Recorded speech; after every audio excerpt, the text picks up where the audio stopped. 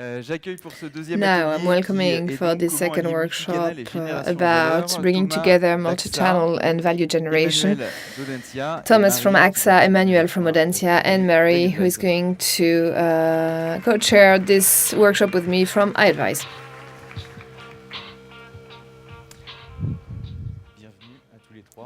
Hi everyone, welcome. Marie, you have a first question.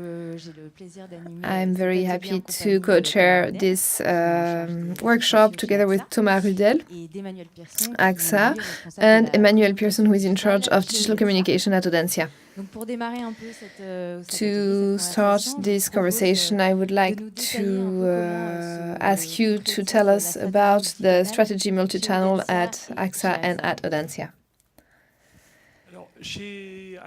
At AXA, the issue that we have is that our clients are very diverse. We have all kinds of clients. We have a very wide panel of clients, and the challenge is to be where they need us.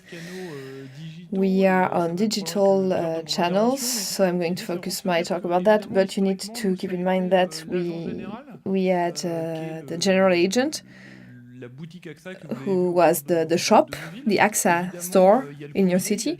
And then we had regular mail, phone, the website, the mobile app, and today social networks. And the idea was not to say, I'm going to cut one channel, so get rid of the physical stores or the phone, but to make sure that our clients come from a lot of different origins and they are more or less digitalized. They have moments in their lives where they have more or less digital needs. And it means that we had to say ourselves that the clients can contact us wherever they want, and we will always answer on digital networks. To focus on why we're here today, we do it on two places. So we are on social networks. Makes sense, okay, it's quite logical. They ask us questions on Twitter, on Facebook, and they have been doing that for over a year on Facebook Messenger as well. But we are also there on spaces that are not ours. For example, in the insurance company, there are some clients that complain about us. Unfortunately, usually it's negative. They don't really say it when they're satisfied. They talk about us on the forums, and forums are not spaces that don't belong to us, but yet we want to answer them on the forums. So we answer our clients wherever they are, and we want to do that. Hi everyone. We have a different type of issue. We talk to students, and students are crazy human beings, digital native beings. So we had to adapt our digital strategy and to be there. We started our digital revolution about 2 years ago. It's reaching an end because we moved from one site to 35 sites. We wanted one dedicated site per target to be able to work with conversational tools, and we rationalized social networks to make sure that they could answer the same strategy.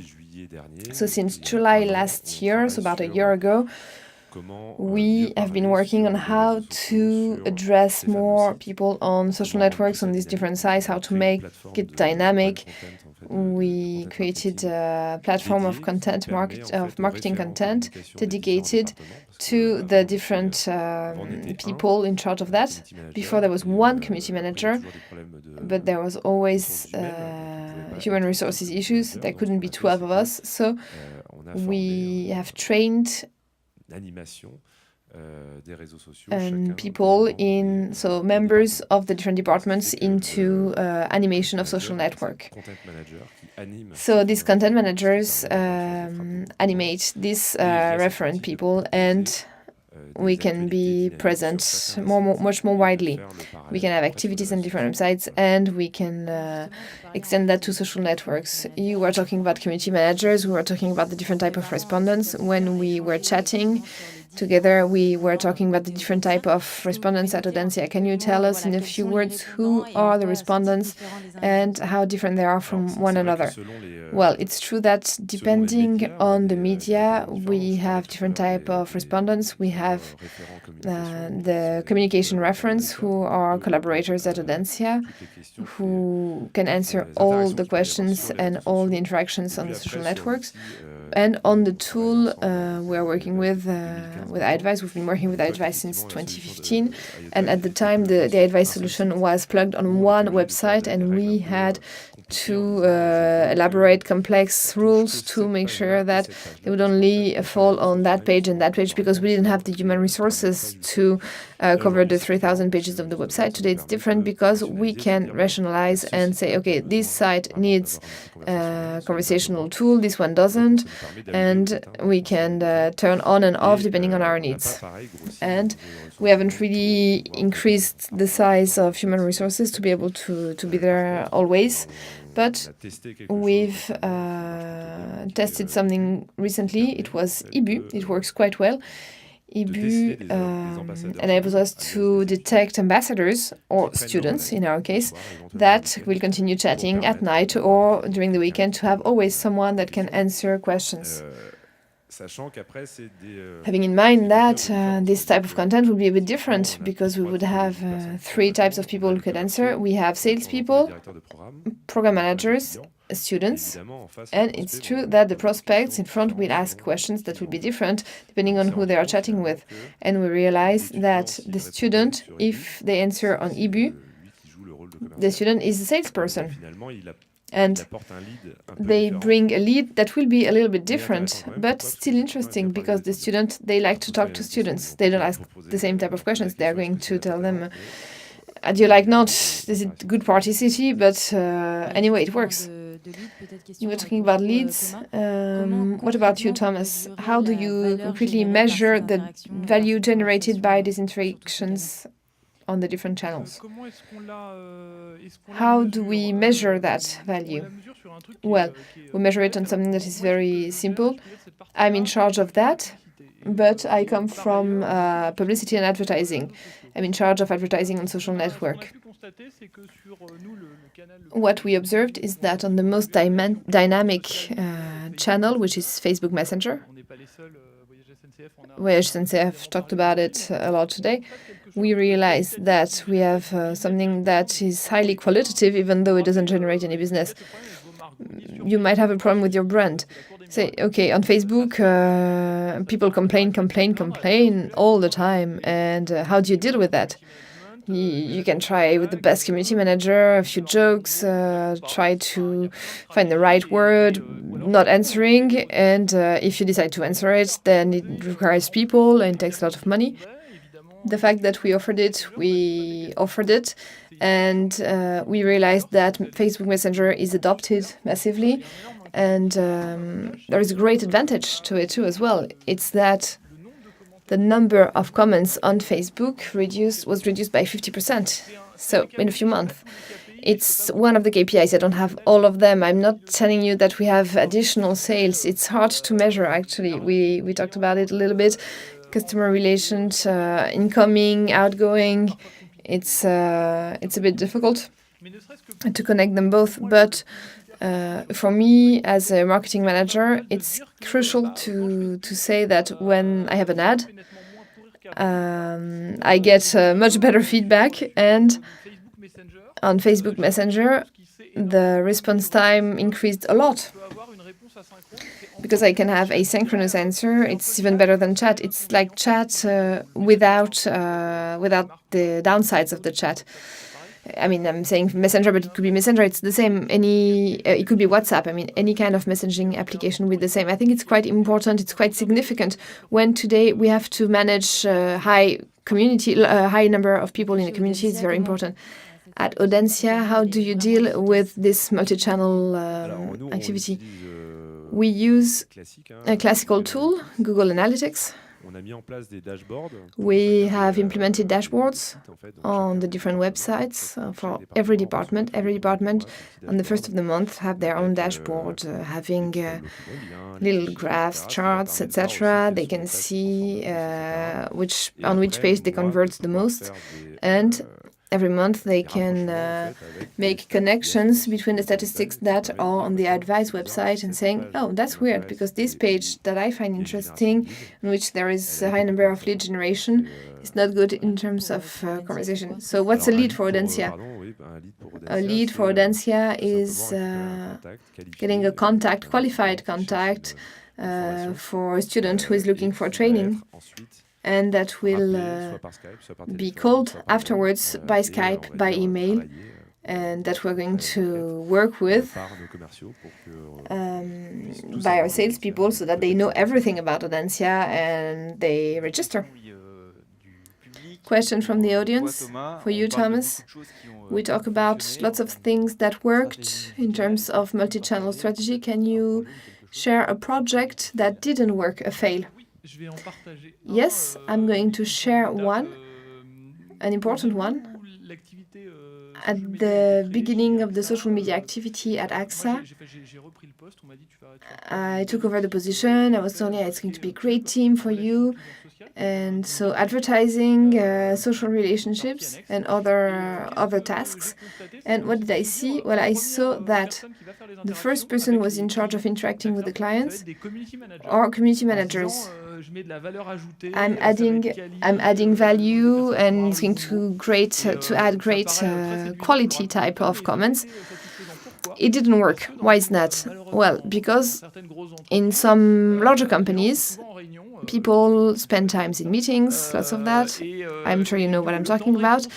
And the average handling time for a client on Facebook, on Twitter was 2 hours, 3 hours for clients who expect answer in a much more speedy rate. So it didn't work. The idea was good, saying, okay, we're going to put professional about communications on it. It's a good idea, because they know how to address people, how to talk to them with the keywords. But when you have a problem, when you have a flood in your house, for instance, well, you're not expecting someone to make you laugh. You're expecting someone who is efficient and who is there.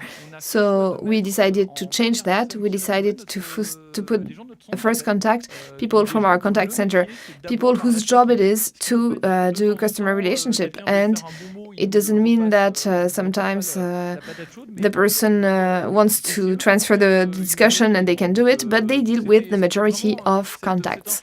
So the fact that the community manager has to be the king, it didn't work. And we are not the king there. And people are professionals about customer relationship, and that's why we decided to do it. For web help, it's the same.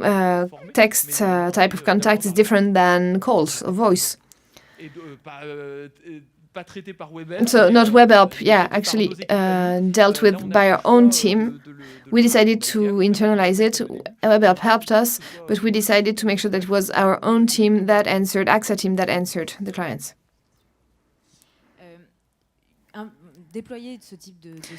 Rolling out this kind of strategy is a challenge for the organization.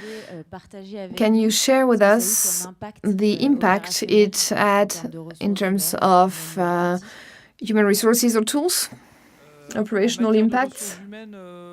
In terms of human resources, to give you a few figures, so the number of people in our call center that answer on social networks to our clients is about 10 people. So it's a small team, quite a small team. These people used to chat and they moved to social networks. So eventually there is a topic, an issue about spelling, for instance, or and as you were saying, so it's about driving change and implementing social relationships with your clients. A written relationship with texts will have an impact, and for me it's the real difference with voice. And this change in mindset is a bit different. So yes, it takes time. It takes time to drive this change. And a project like Messenger at AXA, to talk about time a little bit, is a tool. Well, I'm sure you know what I'm talking about. So it takes about a few months to roll out. This project took about a couple of months to roll out. We have a question from Cher Alain. Where are you, Cher Alain? Is there? Can we give him a mic? You had a question about multi-channel. Do you remember it? I think it was asked about video. How far can we go for video? Is there room for click to video? Yeah, that's good. Oui, alors nous pour faire So Emmanuel, yes, to look at okay, to answer the first question and then this one next. We have 6 people working full-time answering questions. We probably do not have the same traffic. We have break times that enables our people to do something else or to work on other media. Et donc notamment le click-to-video. Click-to-video. They don't really use it because they use Skype a lot. So in this case, they don't have enough time, so they don't use it. They started with click-to-call. Before it was just click-to-chat. So step by step. I think it's about organization, but I believe that there are tension moments during the day where people are overloaded and they'd rather have chat than video. The idea for iAdvize is to answer the question and go home with the lead, to make sure that when we have less work, less chat, then we can discuss, and we spend half an hour on Skype chatting with the person, discussing and trying to convert this lead. So that's the way we do it. So we get the person, we answer the question, and then we call them later through Skype, but not really click to video. So you were talking about multi-channel. You were talking about the commitment rate with the different channels that are offered for the users. And based on the different journey of customers, you know that you will be more or less successful depending on the channels that are used. Have you thought about that? Have you thought about the different channels that you would offer depending on where the customer is on your website? And have you measured the results? I think that we still have a lot to do on that. We don't have very specific tools to measure that, except maybe for regular tools. And we are quite confident that the commitment rate, engagement rate is higher, especially on Twitter. But to measure, we are mostly on the iAdvize tool, where statistics are quite interesting, because if there was a conversation, let's say meaningless conversations, and little by little we fine-tune the tool and we realize that some conversations are not meaningless, and if they're not meaningless, it means they're probably meaningful. So we're happy about it. That's quite an interesting KPI. So the number of meaningless conversations. At AXA, from what I've done recently in the past 12 months, Messenger, we decided to position it for our young clients based on the fact that the adoption rate for people below 30 years old is a lot higher than for the rest of the population. We decided we would use it just because it was the right use for marketing solution as well. We want to be more modern. And what we realize is that, yes, it is a population that buys a lot, overbuys, and we realized that it was good to expand it to all of our population. And we realized that we have people who use Messenger even if they are not under 30. Do you have numbers to share? So we thought maybe Messenger was a good way to get in touch with people that are under 30, but we realized that now we have people over 30 on Messenger as well. Yeah, I have a global figure that I could share. So on Messenger, 60% of the volumes is probably people who are below 30 years old, and there are questions that are being asked on Messenger by people who are over 30. So 40% of people who are over 30.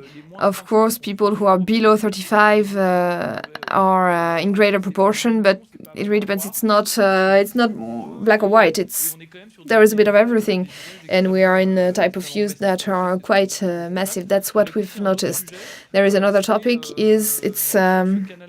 On this particular channel, we receive all kinds of questions, not only questions related to insurance, but also questions. Okay, I applied for a job, I didn't get an answer, or I'm looking for a sponsor for my rugby team. Would you pay for our jerseys?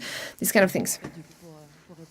And how do you answer these kind of requests? Well, how do you answer that? So first of all, customer relationship. They are trained to answer insurance type of questions, and then we can tell them you need to contact. We acknowledge the fact that the request came in, and then we will say that someone else who have better knowledge will answer. So we want people to feel acknowledged, and we want them to be answered. It's our job to answer them, and then we pass on. If we don't have the answer, we transmit it through the same channel. WhatsApp, is it an issue? Is it a topic? Yes, WhatsApp is a topic. What can we say about WhatsApp? Well, about WhatsApp, as I was saying before, it is important for me to get back to the basics. WhatsApp is really cool. It's not a topic. It's great. But it is important to notice that on the French market, it's not the case everywhere in the world, but the most popular messenger is Facebook Messenger and not WhatsApp. WhatsApp is important. We are keeping a look at it. There will be an API for WhatsApp.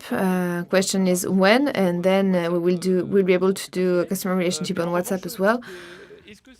The question is it a priority for AXA on the French market? But what I already know, in Europe, most of the other countries in Europe are very much into WhatsApp. So I think that, yes, definitely it's going to be a great market in Germany, in the UK, for instance. Emmanuel, we were chatting about digital days, new ways to interact. Could you tell us about that? Yes, so that's funny because from the very early days of the relationship with iAdvize, as a school, we open our doors regularly every year. These are great days, so people come on site. And because they come on site, it requires lots of means, it's costly, and so we wanted to organize, on top of these days where we'd open the doors of the school, we would have days once a month, so digital days like that, where we would have students plus other people who so for 2 weeks ahead of that, we are going to spend a lot of time communicating about this day to increase traffic on the website today, and to increase traffic on pages of the website where the iAdvize solution is present. So it means that we are going to have more prospects from 8 to 8, let's say. And in general, we have great transformation rates on those days. What's interesting is that you have directors who come here. So sometimes they can't be here, but usually we have a program director who's there. Any questions for those of you who no longer have battery on their phone? No? Did we have other questions? Otherwise, okay, let's conclude this workshop. Thanks a lot. Thanks to the three of you. And we're going to be able to continue.